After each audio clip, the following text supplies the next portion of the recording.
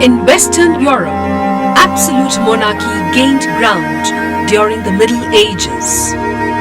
Absolute monarchs would derive their power from two prime groups of the upper class, the aristocracy and the nobility.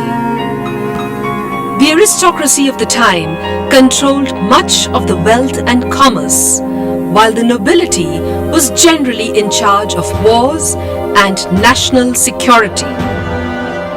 The divine right of the kings was the principal guiding factor in the power of absolute monarchy.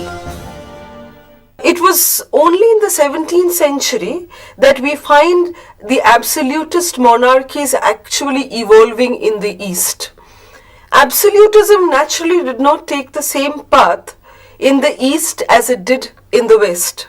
That was primarily because of the weakness of the towns, the encirclement of the peasantry, and we find that the nobility also lacked the character that the nobility in West Europe had. But we find that though this nobility was unused to the discipline of an hierarchical society as you find in feudalism, yet confronted with many problems like the desertion of the peasantry, like foreign conquests, etc., they chose to side with an absolutist state.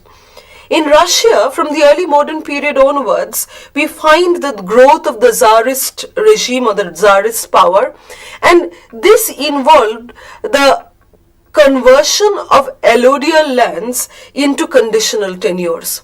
For the first time, we find that land was given in exchange for knight services, as you've already seen in the West. What later emerged as Russia did not have a kind of a Russian entity before. In fact, Russia emerged out of what was known as Muscovy.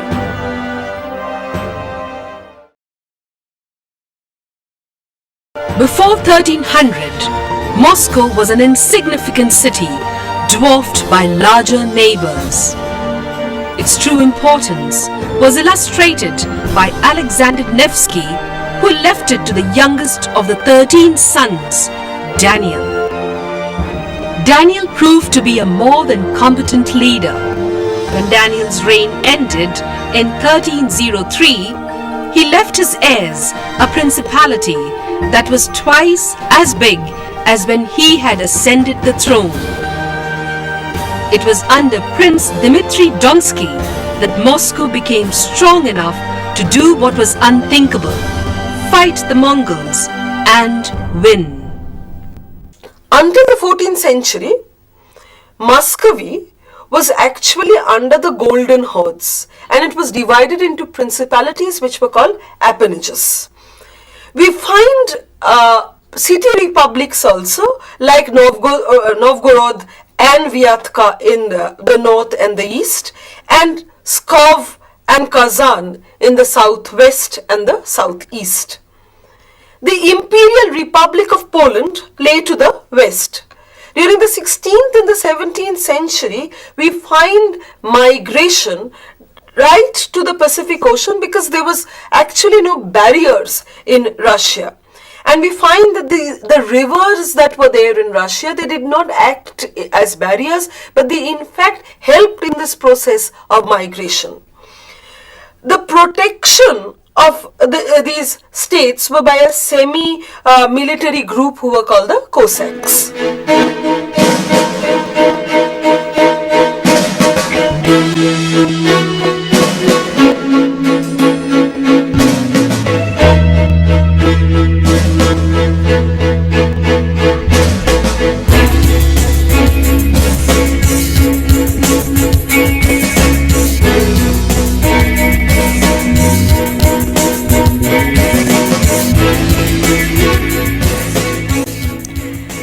Of the Muscovite state was brought about by territorial expansion, the absorption of the appanages or the principalities that we spoke about, and the surrounding republics, absorption of that into Muscovy, the social restructuring of the place, the establishment of the gentry service and reinsurfment. Peter the Great was to build the foundation, or was to build that kind of a state on which was based absolutism. In Moscow, the prince ruled with the help of Boyar Duma, a council of aristocrats called boyars. The government in Old Muscovy represented a partnership between the prince and the nobles for the economic exploitation of the country. Decisions of the state were made by the prince and confirmed by Boyar Duma. In addition, a number of prikazi developed. These were usually headed by a boyar. Their work was supervised by Boyar Duma.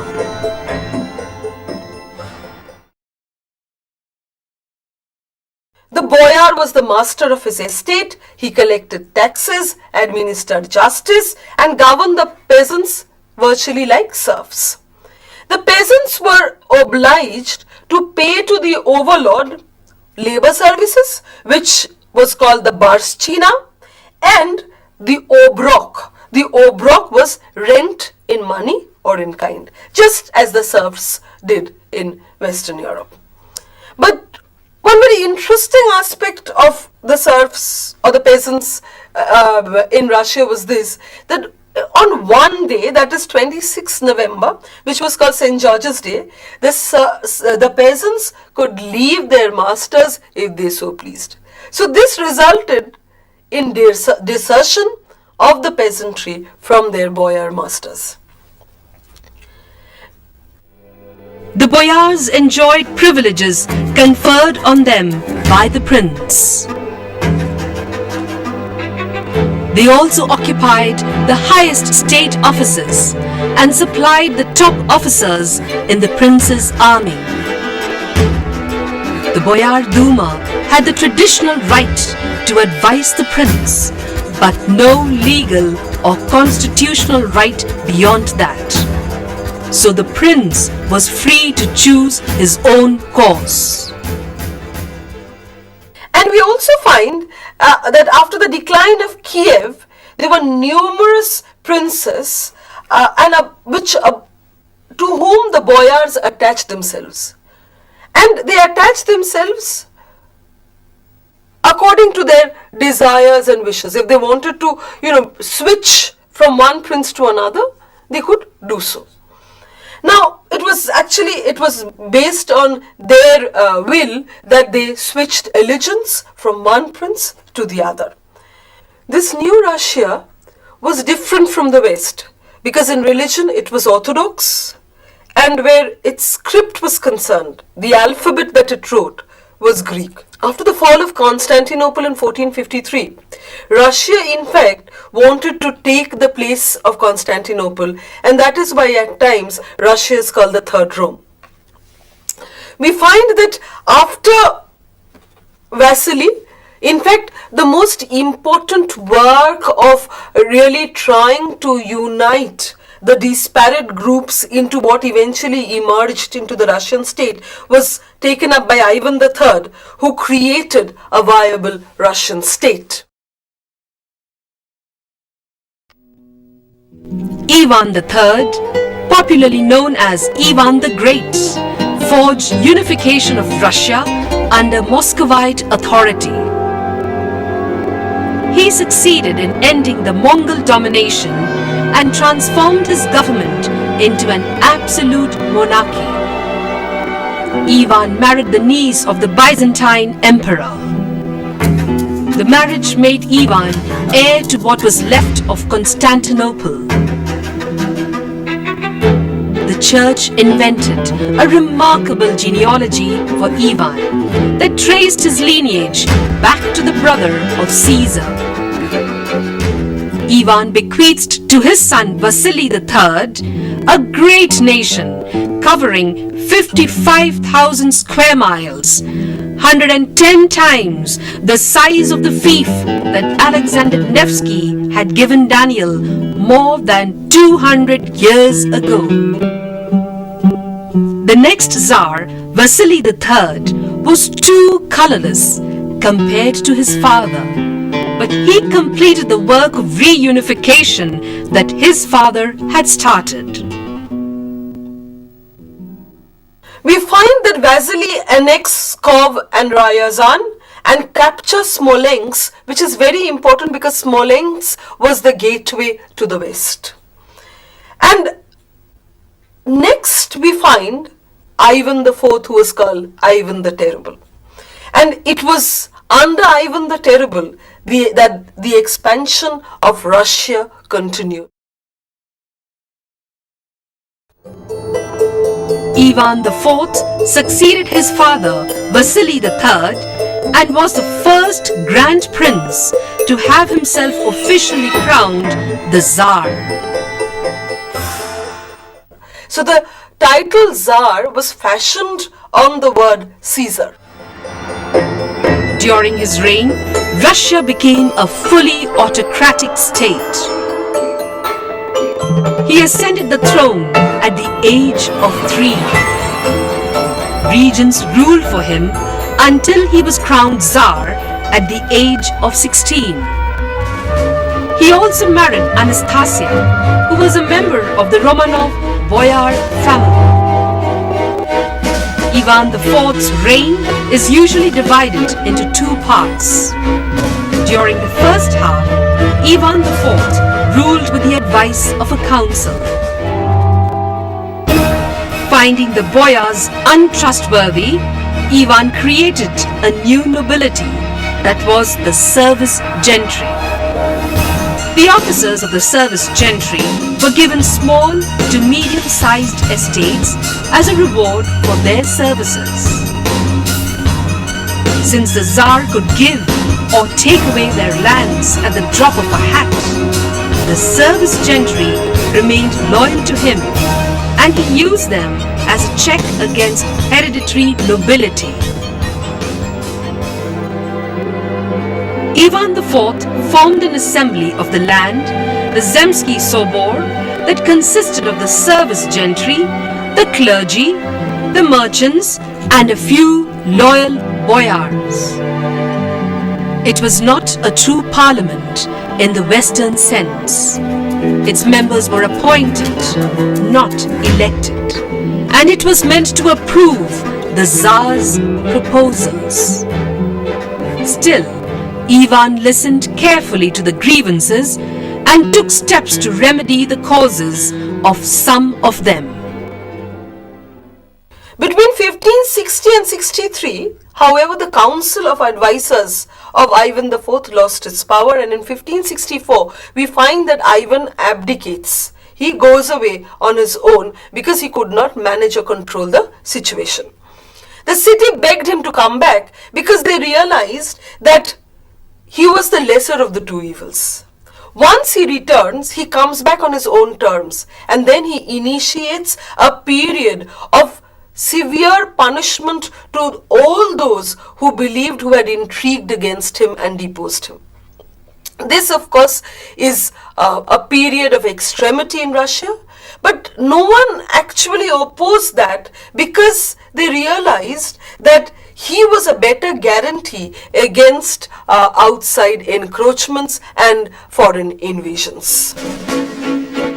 During the second half of his reign, Ivan IV often disregarded the Council of Advisors. He gained the authority to rule with complete autonomy. Thus, he earned himself the name Ivan the Terrible. Russia was divided into 2 areas. In the region known as Oprichnina, Ivan IV had sole control. In the other, Boyar Duma was to have complete control, but this agreement was never carried out. He used Oprichniki, a militia that was loyal to him, to terrorize the entire nation. Ivan was paranoid and prone to mood swings. One day, in a fit of rage, he killed his eldest son with a blow to the head.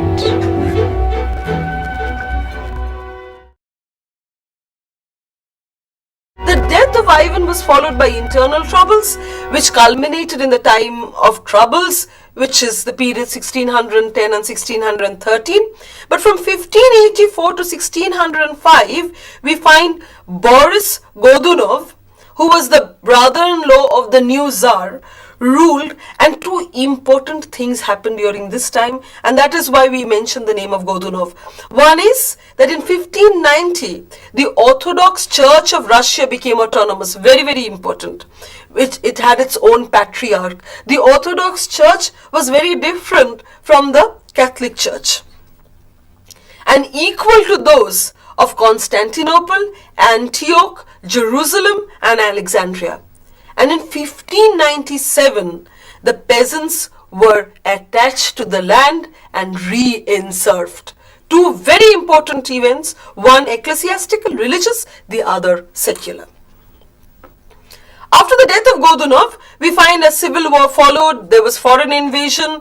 The Poles occupied Moscow. The Swedes seized Novgorod, while the Boyars and the Cossacks revolted. Obviously, the thing is, they were unused to a unified state under central command. So, when the opportunity came, they all rebelled and revolted, and the foreign powers, they came and started asserting themselves on Russian soil.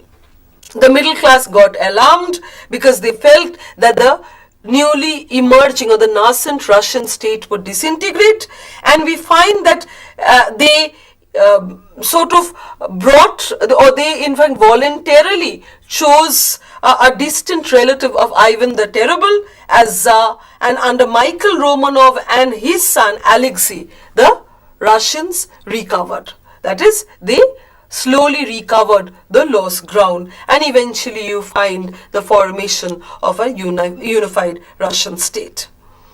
The strong rulers who succeeded Ivan III further expanded the kingdom either by conquest or by agreement, and also by agricultural extension and settlement.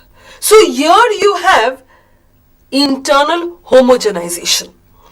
That is, after the conquest, charters were given to the conquered territories. The Boyar Duma imposed Muscovite laws in these new territories, and instead of salaries, we find the system of kormleni. The kormleni was practiced. That is, instead of salaries, you would be given land. So, you find that the new territories which were being conquered, they did not remain alienated. Here, the Russian laws were imposed. Here, Russians were settled, and here you find there was this, agriculture was extended into these places, and you find the process of homogenization where you find a kind of a Russian entity was sort of injected into these places. If you're talking about the urban classes helping the ruling classes in Western Europe, that thing was not there in Russia. You have to realize that Russia or Muscovy, or what later emerged as Russia, it was a very disparate existence where you have different principalities, where you have different groups in fact vying with one another to exert themselves.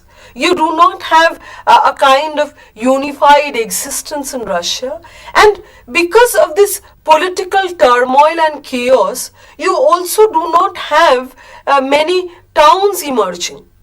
So the question of an urban middle class, or not the middle class, the urban commercial class in fact, helping the ruling class does not arise in Russia.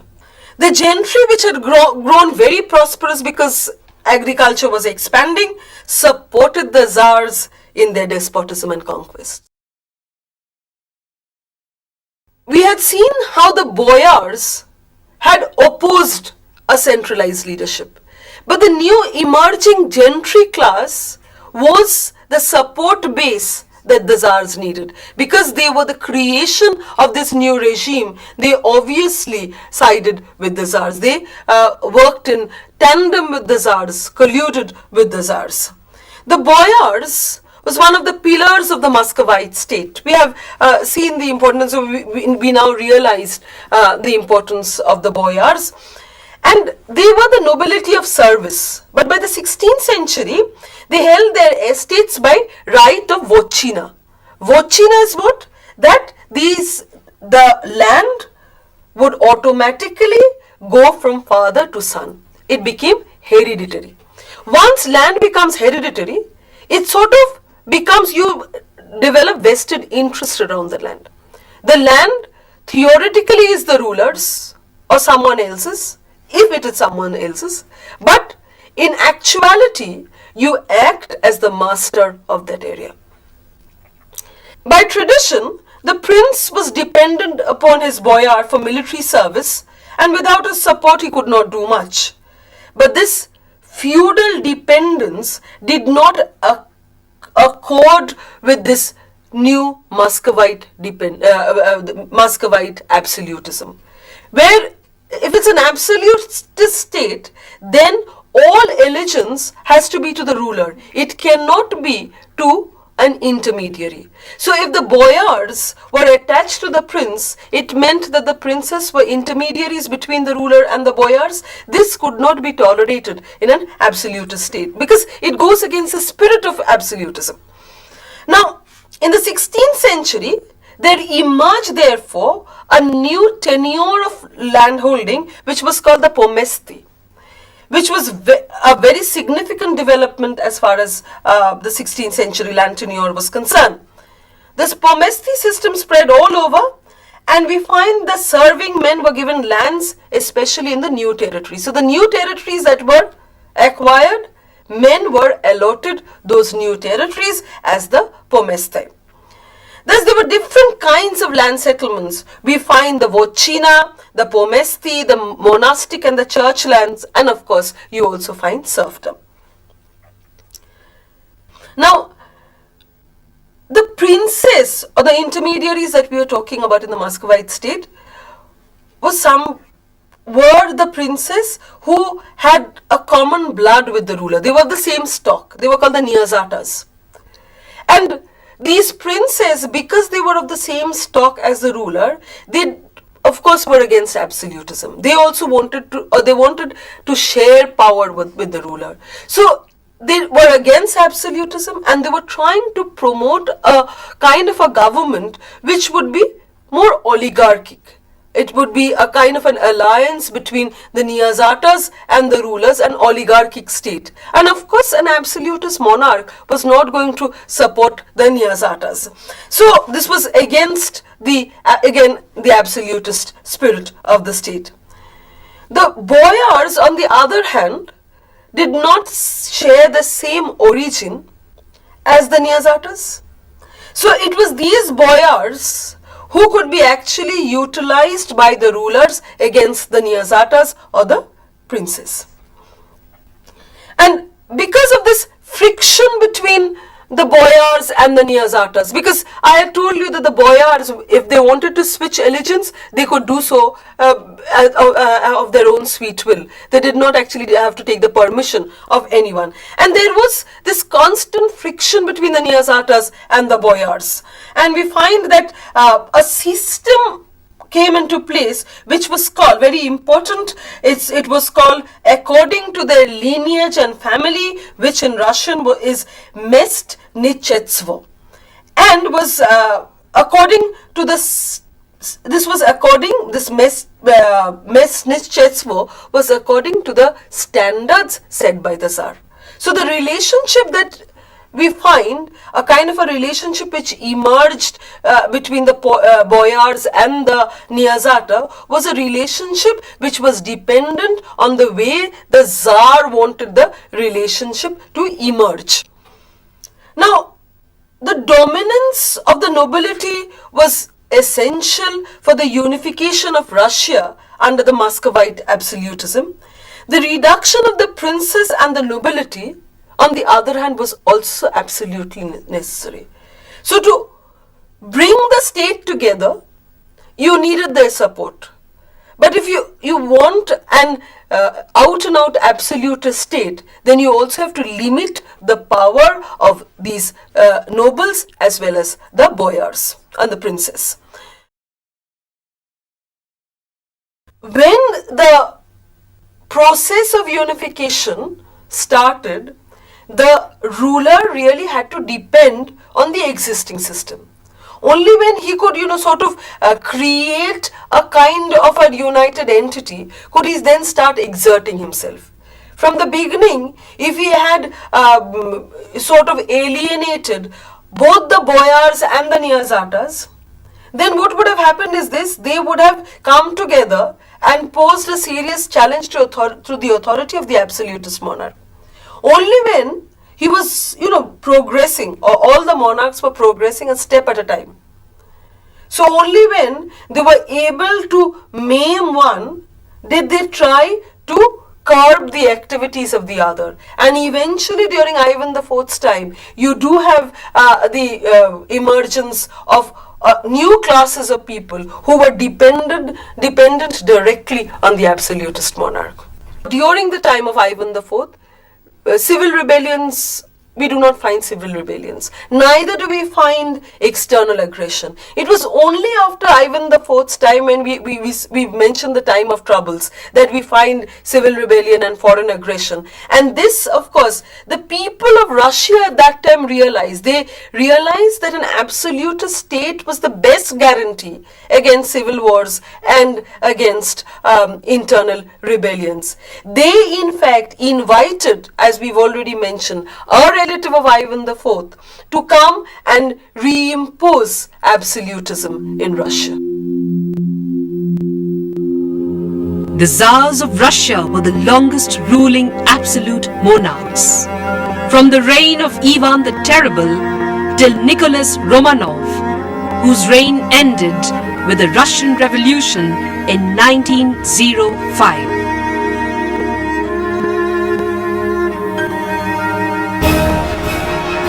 After the American and French Revolution, absolute monarchy was slowly disbanded. By the time World War I was over, the rule of a single leader with divine rights had given way to democracy and nationalism.